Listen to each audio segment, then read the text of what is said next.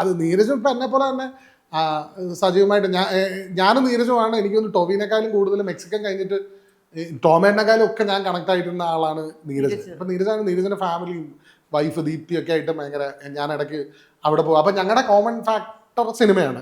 നീരജിന് വരുന്ന script discuss ചെയ്യുക, അവൻ്റെ പാട്ടുകളും പരിപാടിയിലൊക്കെ ഒരു ആഘോഷ കമ്മിറ്റിയിലുള്ള ആളാണ് ഞാൻ. അങ്ങനെ നീരജുമായിട്ട് ഭയങ്കര കണക്റ്റഡ് ഉള്ള ആളാണ്. അപ്പോൾ അങ്ങനെ ഇരിക്കുമ്പോൾ ഓപ്പൺ ഹൈമർ എന്ന് പറഞ്ഞ സിനിമ വരുന്നത്.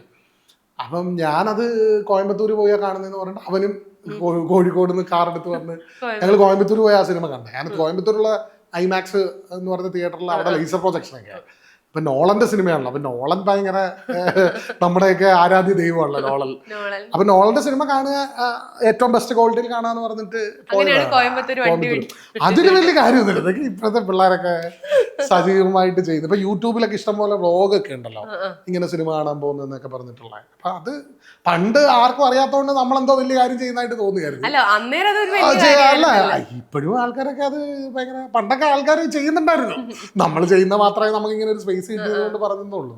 പക്ഷേ സ്ഥിരമായിട്ട് അങ്ങനെ സജീവമായിട്ട് അങ്ങനെ കോയമ്പത്തൂർ പോയി സിനിമ കാണുന്ന ആൾക്കാരുണ്ട്. കോയമ്പത്തൂർ ഐമാക്സ് ഭയങ്കര അടിപൊളി ഐമാക്സ്. അപ്പൊ സിനിമയ്ക്ക് വേണ്ടി ട്രാവൽ ചെയ്ത് സിനിമയ്ക്ക് വേണ്ടി ടൈം ആൻഡ് മണി ഇൻവെസ്റ്റ് ചെയ്യുന്ന ടീം കുറെ ഉണ്ട്. ലോക